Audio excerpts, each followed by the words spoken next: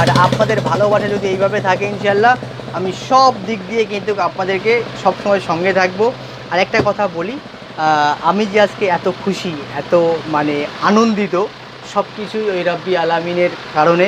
কারণ রব্বি আলামিন প্রতিটা মানুষকেই কিন্তু একটা পরীক্ষা নেয়, আর সেই পরীক্ষাটা কিন্তু দীর্ঘ দিনের পর দিন কিন্তু চলে। সেখান থেকে আপনাদেরকে হতাশাগ্রস্ত হলে হবে না, জীবনে সেটাকে শক্ত হয়ে থাকতে হবে। আর নিজের ঈমান আর আমলটাকে মোস্ট ইম্পর্টেন্ট।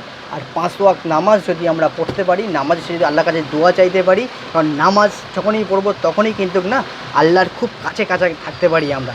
আর আল্লাহর কাছাকাছি যখন আমরা থাকতে পারবো, জীবনের সব কিছু সম্ভব। এমন কোনো জিনিস নেই যে মানুষ করতে পারে না। আল্লাহ পাক ইনসানকে এমনভাবে বানিয়েছে, জিনকে হাসিল পর্যন্ত করে রাখতে পারে। কিন্তু আবার আল্লাহ পাক জিনকে এত শক্তি দিয়েছে, একটা জিন যদি মনে করে যে এখানে 1000 মানুষ, 1000 মানুষকে একটা নিমেষে মেরে দেবে, একটা নিমেষে মারতে পারে। এটাই বাস্তব আর এটাই সত্যি। তারপরেও আল্লাহ পাক মানুষ ইনসানকে এত শক্তি দিয়েছে, এত বুদ্ধি দিয়েছে, এত ব্রেন দিয়েছে যে মানুষ চাইলে কী না করতে পারে, সব কিছু করতে পারে। শুধুমাত্র আপনাকে আল্লাহর উপরে ভরসা করতে হবে। আল্লাহর উপরে ভরসা করলে জীবনের সব কিছু সম্ভব, সব কিছু সম্ভব। এমন কোনো সম্ভব বলে মানুষের দ্বারা হয় না।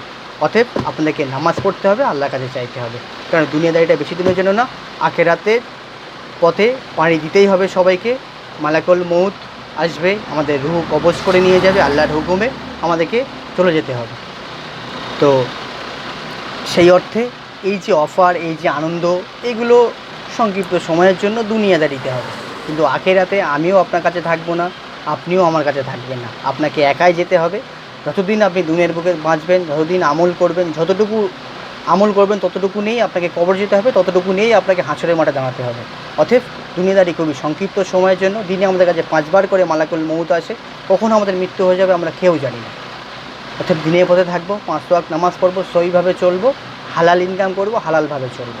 তাতে আল্লাহ পাক খুশি হয়ে যাবে, আল্লাহ পাক সব দিক দিয়ে ভরিয়ে দেবে। আল্লাহকে ভালোবাসো, আল্লাহ পাকও তোমাকে ভালোবাসবে ইনশাআল্লাহ। তো সবাই ভালো থাকবেন, সুস্থ থাকবেন, নিজের খেয়াল রাখবেন, নিজের ফ্যামিলি খেয়াল রাখবেন। এখানে এই ভিডিও শেষ করছি। দেখা হবে নেক্সট পেতে নতুন এক টপিকের সঙ্গে।